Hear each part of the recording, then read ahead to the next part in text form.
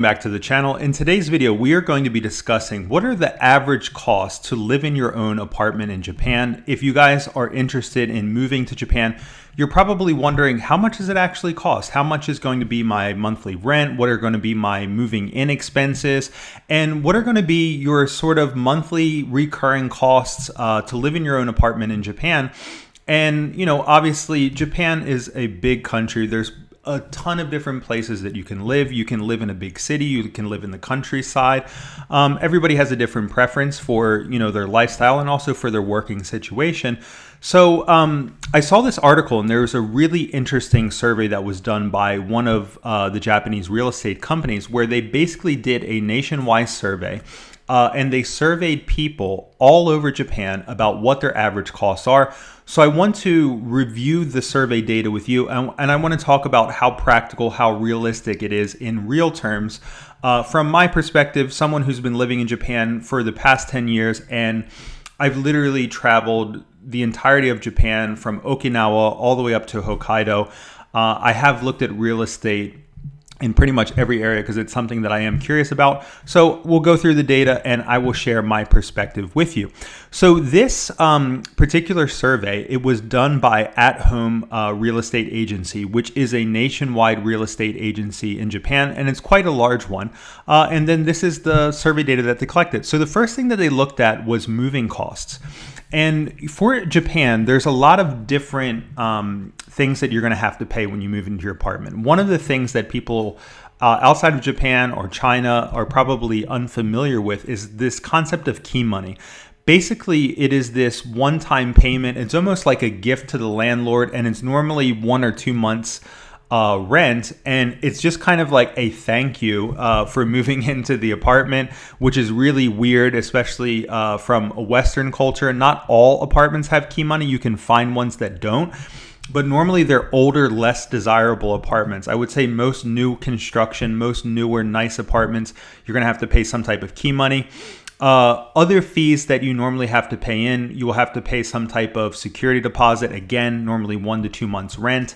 They normally charge like a lock changing fee. They'll change the lock for you before you move in. And maybe some, small cleaning fee or something like that. But for this particular data item, they asked 229 respondents across Japan, and they said on average they paid 359,000 yen. So let's just say $3,500 all in when you're considering key money, your deposit, lock changing fee, insurance costs, all those things. And I would say, yeah, certainly there is apartments that you can move in for that amount of money. I would say, if you're living in some place like Tokyo, I would definitely crank that up, and I would prepare at least $5,000 if I was moving to Japan for the first time, so you can have a bit of a wider range of choice. You wouldn't want to cut it too close. But, if we're working in rural areas, I can see where $3,500 could be about an average. But if you're in a bigger city, definitely I would budget a bit more. I would say $5,000 or $6,000 to move. And you're probably saying it's a lot of money. And yeah, that's one of the reasons why people don't often move in Japan. Moving is a big hassle here. It's really expensive. So if you're going to choose your apartment, make sure that you're choosing someplace where you're going to feel comfortable for a long time, because it does get costly to move here. The second data point that they were asking about was monthly rent. For this one, they had 377 respondents, and on average, people paid 54,000 yen. Okay, so let's say $500 on average. Now, you're not going to be living in Tokyo for 50,000 yen a month unless you're in a shared house. I would say Tokyo, really like bare minimum and practical, probably 80,000 yen a month, 90,000 yen a month, $800, $900, and still then you're not going to get the greatest place in the world. But for Japan, if you were in smaller size cities, okay, something like Kagoshima, 400,000 people, Miyazaki, 350,000 people. If you're in these smaller size cities or even more rural communities where, maybe there's 100,000 people, something like that, rent prices are great. For 50,000 yen, you could get a fantastic apartment. You could probably get a 2-bedroom apartment with a nice living area for that amount of money. And for more like really single occupancy places, if you're going really out into the countryside, I mean, there's apartments for 20 or 30,000 yen, $200, $300 a month. It's really cheap. But I mean, if you want to get like a decent place in Tokyo, I would say, you're going to be paying over $1,000 a month easily. So it's really depending on where you want to live. Japan, the value is outside of the larger cities. And it doesn't mean that, you're going to be in a place where there's nothing. You can be in a place where there's 500,000 people and you can have great rent prices. It's just the difference between Tokyo is, at the top, places like Osaka, larger cities like Fukuoka, Hiroshima.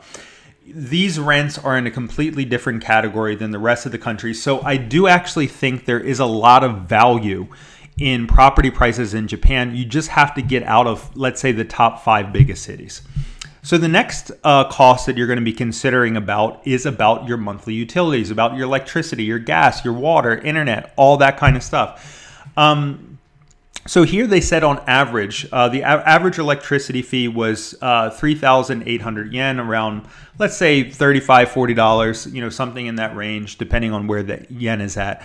I would say for sure that's going to be on the lower end of the spectrum.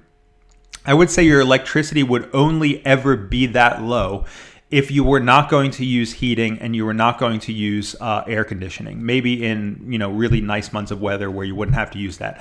I would say on months where you're using heating or air conditioner, easily it's going to go to 10, 12, 15,000 yen, so maybe $100 to $150 a month, but it will fluctuate depending on use, obviously. Gas, 3,600 yen. I think that's pretty spot on. I think the entirety of the time, every place I've ever lived in Japan, I think I always, for whatever reason, I end up paying around 3,000 yen a month for my gas. I guess you cook the same amount no matter where you live. But yeah, that's about, say, $30 a month. Water, 2,000 yen a month. Sure, that's about on point, $20 a month. It's not too bad. And here, sometimes they won't charge you the water every month. It depends on, if it's not enough, they'll have like a minimum threshold where they charge. So maybe some months a water bill doesn't come. The next month, they'll charge you for 2 months. Internet, around 4,000 yen a month. Yes, that is true. The article also does say that a lot of apartments, internet service is free and it is included into the apartment. So this section I think is very accurate. I will have to say this section I think is very accurate on the utilities. It's not too bad overall. And the fourth section is food. And obviously this can vary pretty widely. And there's 366 respondents here. And they said for people who cook every meal themselves, they're paying around 20,000 yen a month. People that cook half the meals for themselves, around 26,000 yen. Sometimes cooking for themselves, 32,000 yen. Never cooking for themselves, meaning always eating out, 37,000 yen a month. I would say that this is a bit low. Okay, so this article is saying maybe $200 to $400 a month. I would say more like $300 to $500 a month for food.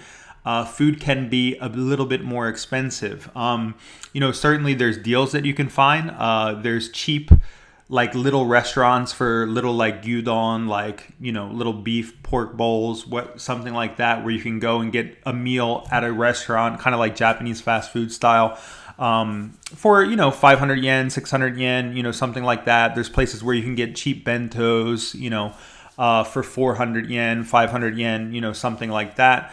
But of course there are a lot more expensive places. I would say this would be quite conservative. You probably wouldn't, if you're only spending 20,000 yen a month on food, you're probably not eating very healthy. You're probably eating, a lot of instant ramen, a lot of onigiri, probably not having a really great amount of food variety, or maybe I'm just not really good at meal prepping. But for me, I end up spending way more money on food than that. So in summary, this article is saying for move-in costs, prepare about $3,500.